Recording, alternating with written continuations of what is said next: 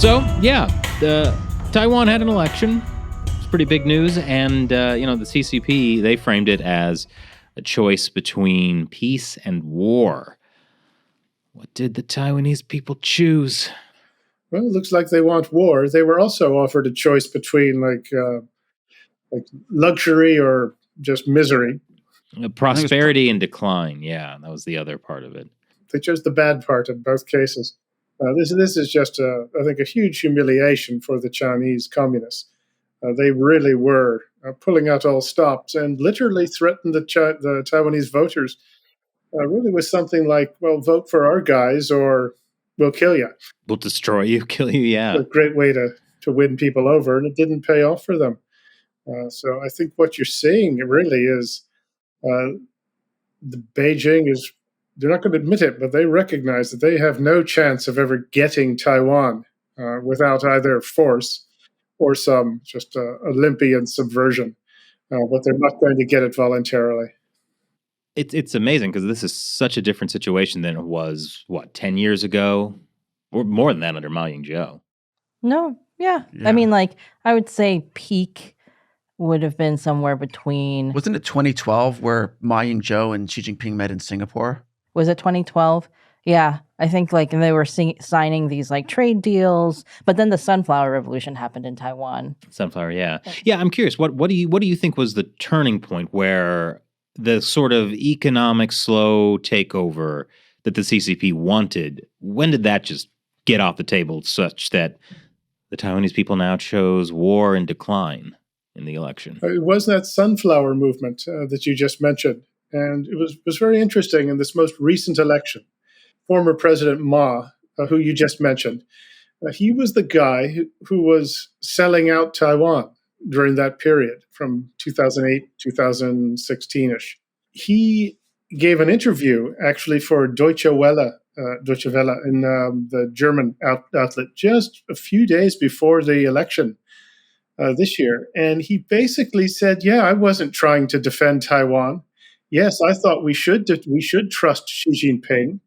I wasn't trying to increase defense spending. And he laid out all these things, which were basically what you would do if you want to turn Taiwan over to China.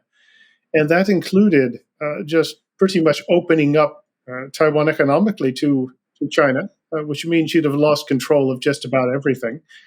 And it was a lot of basically young Taiwanese who didn't like this and protested and brought that to a halt.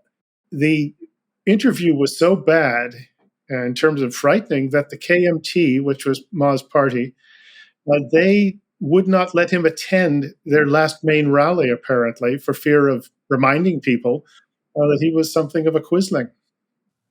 Yeah, I mean, Ho Yo-yi had to come out and basically say, well, that's just his opinion. The KMT candidate. The KMT candidate had to come out and be like, well, it's Ma Ying-jeou doesn't speak for us. Yeah. It's basically like a Big Lebowski, well, that's just your opinion, man. Well, it is interesting because that shows even the more pro-engagement with China party still understands that what's in the water is you cannot be that overtly, let's unify with China. Yeah, I mean, I think KMT said something during the election, right, about how they would not do unification talks with China and they would continue to build military ties with other countries in the region and the U.S. So it's a sea change from a decade ago. So it is clear that Taiwan is not interested in playing the CCP's game. What do you think the CCP's next move is going to be, considering they have been so thoroughly embarrassed, as you said? Well, I think what they're going to do is they're going to lay off the military threats for a little while, not for very long, but for a little while. And I think they're going to take advantage of actually the one bit of good news from this election was that in the what amounts to the legislative election, that the KMT got a one-person majority. And the other opposition party, the TPP, they got 8 seats. So the Lai's party, the guy who won, they have 51 seats. So you can see that the opposition parties put together have a majority. And I think what China is going to do is to try to work with those parties, they never really work with anyone, but try to sort of subvert or use some of their friends in those parties to really obstruct, the new president's efforts to do things like pass a budget, increase defense spending, put Taiwan's defense closer to the Americans, do training in America, buy military hardware, etc. So they're going to try and really slow roll or obstruct Lai's efforts to govern. So I fully expect them to do that. And I think that the political pressure, the political subversion, and the economic pressure is going to continue on Taiwan. But I think they'll hold off on the military sort of coercion, at least for a little while. As I said, I expect you'll see something pretty big by May, which is when the current president steps down and Lai is inaugurated. But China's objectives have not changed, and that is Xi Jinping intends to get Taiwan one way or another. When you say something pretty big by May, what would you have in mind? I think you'd probably see some larger exercises, exercising all parts of the PLA.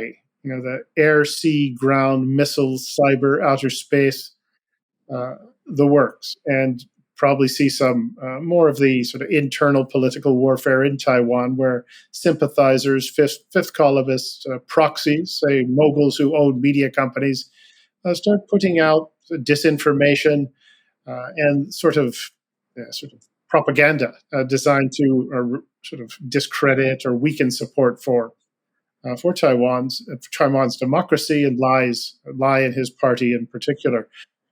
But say you'll see this on a bigger scale if you watch how the PLA's movements towards Taiwan have expanded steadily over the last couple years. They are now operating all around Taiwan with their naval, air, drone, the UAV, the sort of unmanned aerial vehicles.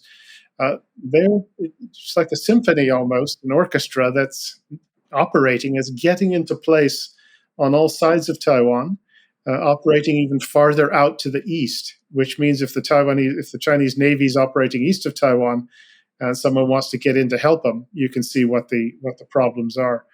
So I think you're just going to see bigger, more complex exercises done towards Taiwan, and that has a way of sort of numbing people, and not just in Taiwan, but in the U.S. and the rest of the free world, to this sort of military posturing and aggression towards Taiwan.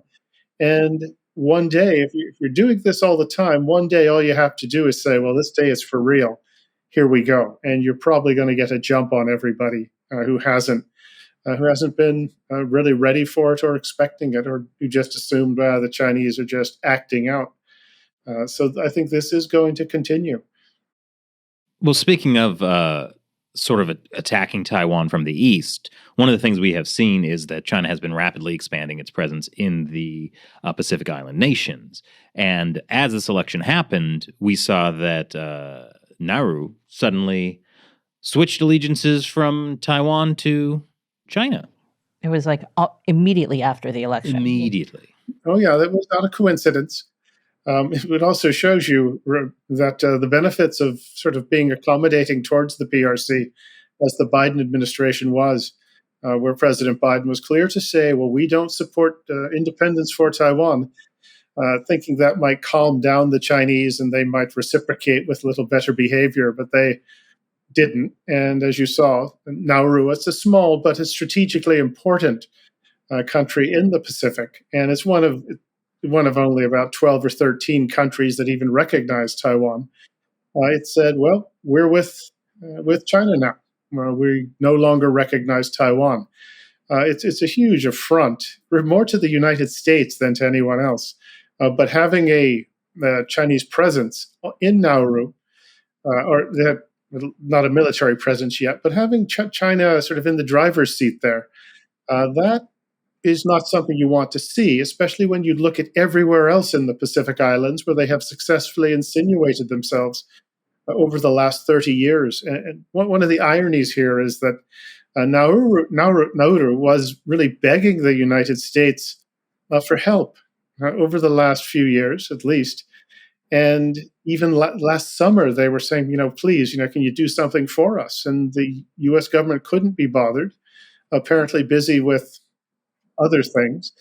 And so finally, Nauru just said, well, that's that. If you're not going to help us, we'll go with you. And there was even a former Trump administration official who said, when we left office, we ran out of time, but we were trying to get a special agreement with Nauru. And so that it would be like the arrangements we have with Palau, Micronesia, and the Marshall Islands, where we give a lot of financial aid and other support in exchange for defense rights in the country. And and the guy says, well, we recommended this to Biden's transition team, and they didn't want to do anything with it. They didn't want to upset the status quo. Well, the status quo has been upset, and that's what you get for really being slothful. So many of the problems in the Pacific where China's stolen a march on us are really the result of our own negligence.